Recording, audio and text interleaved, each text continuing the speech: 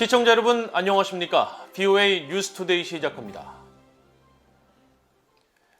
북한 서해 해상에서 선박 간 환적으로 의심되는 행위가 끊이지 않고 있는 가운데 불법 환적 사례 2건이 또다시 포착됐습니다.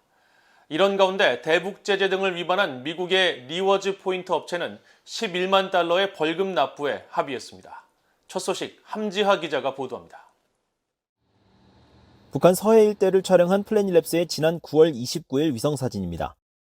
북한 초도에서 서쪽으로 약 11km, 남포에서는 서쪽으로 약 60km 떨어진 지점에 길이가 각각 90m와 70m로 추정되는 선박 2척이 50m 길이의 선박 1척을 가운데 두고 접선하고 있습니다. 이곳에서 멀지 않은 지점엔 90m 길이의 선박과 50m 길이 선박이 붙어 있는 모습도 보입니다.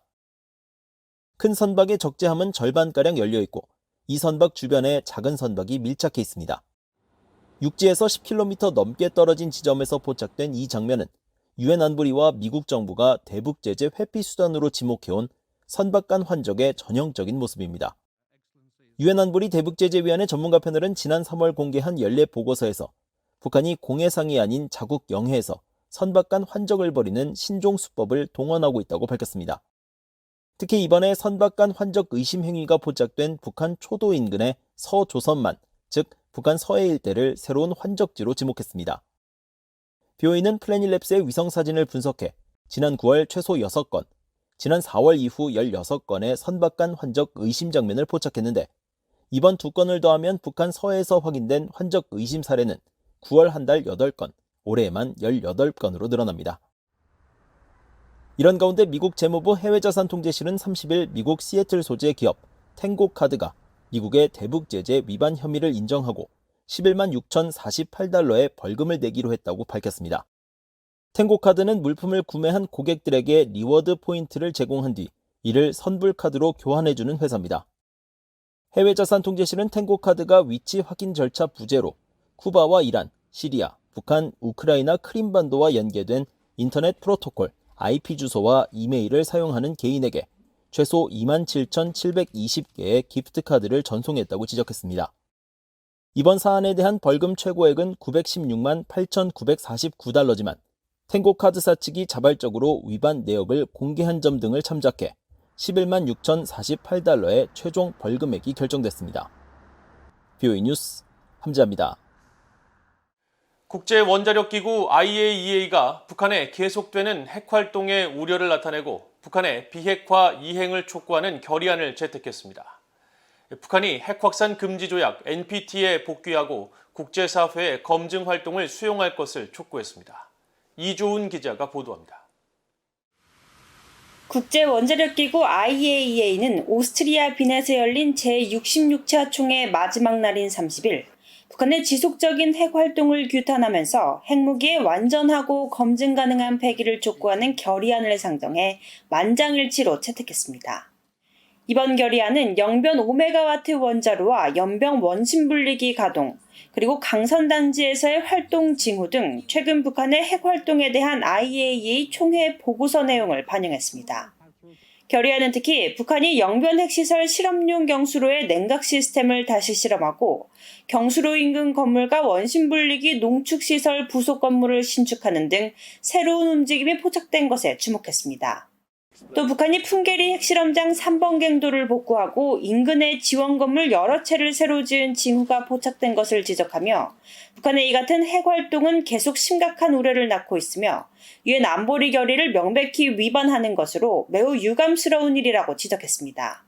결의안은 또 북한이 핵확산 금지 조약 NPT 안전조치 협정의 완전하고 효과적인 이행을 위해 IAEA와 신속하게 협력하며 IAEA 사찰단이 없었던 기간 동안 발생한 모든 문제들을 해결할 것을 촉구했습니다.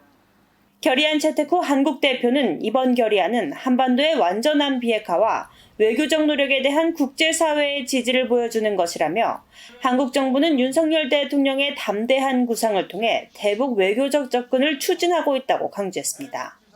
The Republic of Korea continues to pursue diplomacy in close coordination with our allies, partners, and international community.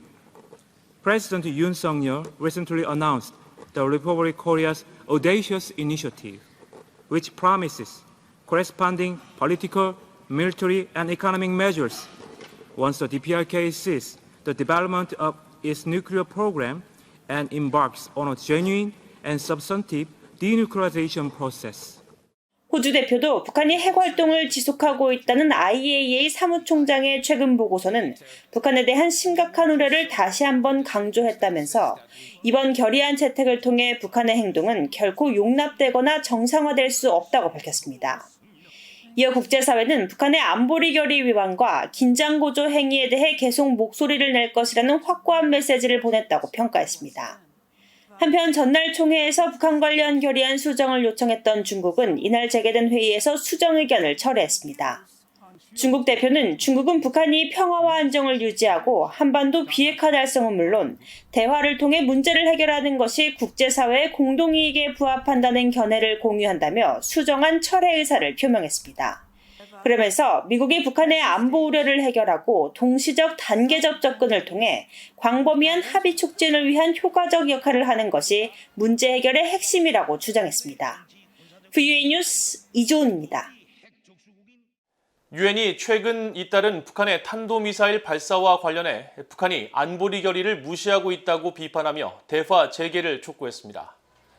유엔 대변인은 30일 북한이 5일 동안 3차례에 걸쳐 탄도미사일을 발사한 데 대한 VOA의 논평 요청에 북한은 탄도미사일 기술을 이용한 시험을 계속하면서 그런 활동을 중단하라는 안보리 결의를 계속 무시하고 있다고 비판하고 북한이 완전하고 검증 가능한 비핵화 달성을 위해 주요 당사국과 대화를 재개할 것을 촉구한다고 밝혔습니다.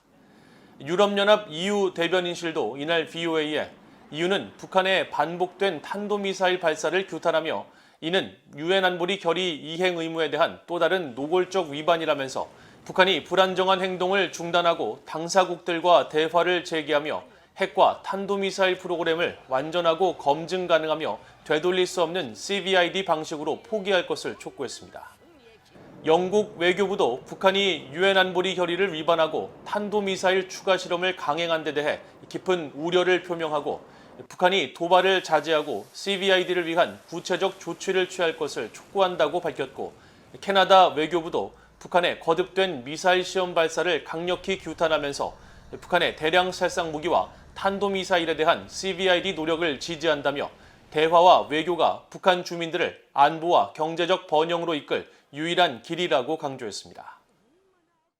미국 국무부가 북한 자유주간을 맞아 성명을 발표하고 북한의 인권 유린 실태를 비판하면서 국제사회가 행동에 나설 것을 촉구했습니다. 네드 프라이스 국무부 대변인은 30일 성명을 통해 북한 자유주간을 맞아 개탄스러운 학대를 겪고 있고 스스로를 옹호할 수 없는 수백만 명의 북한 주민을 대표해 목소리를 내고 있는 탈북민들과 인권 활동가들의 용기를 인식하고 있다고 밝혔습니다. 그러면서 북한 정권은 코로나를 이유로 국경을 봉쇄하고 수용소에 자국민을 억류하며 불법적인 대량 살상 무기와 탄도미사일 프로그램 지원을 위해 주민들로부터 자원을 빼돌리고 조직적인 강제 노동을 통해 수익을 얻고 있다고 비판했습니다. 또 탈북민들도 학대에 취약하고 초국가적인 탄압을 받는다면서 우리는 여전히 북한 망명 신청자들의 어려움에 대해 깊이 우려하고 있으며 강제 송환된 탈북민들은 즉결 처형과 자의적 구금, 고문 등에 시달리고 있다고 지적했습니다. 국무부는 이어 북한의 이 같은 인권 유린에 책임을 묻기 위해 국제사회는 행동해야 하며 미국은 여전히 북한의 심각한 인권 상황에 초점을 맞추고 북한 내부의 자유로운 정보 흐름을 촉진하기 위해 노력하고 있다고 강조했습니다. 스페인 주재 북한 대사관 습격 혐의로 스페인 신병 인도 결정을 받은 크리스토퍼 안 씨의 보석 조건이 일부 완화됐습니다. 29일 공개된 명령문에 따르면 미국 중부 캘리포니아 연방법원은 약 80km로 제한됐던 안 씨의 이동 가능 범위를 중부 캘리포니아 연방법원 관할 구역으로 4배가량 늘리고 외출 가능 시간도 1시간 더 확대했습니다. 안 씨는 지난 2019년 2월 스페인 주재 북한 대사관에 침입해 주재원들에게 탈북을 독려하는 등 납치극을 벌인 혐의로 같은 해 4월 체포됐습니다.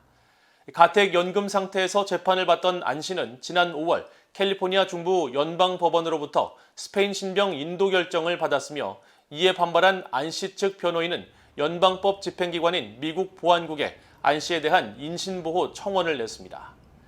인신보호청원은 미국 연방기관 구금 조치의 적법성 여부를 법원이 판단해 줄 것을 요청하는 절차로 안 씨의 구금이 적법하지 않다고 판정될 경우 스페인 신병 인도는 자동으로 취소됩니다. 이상으로 VOA 뉴스투데이를 모두 마칩니다. 시청해주신 여러분 고맙습니다.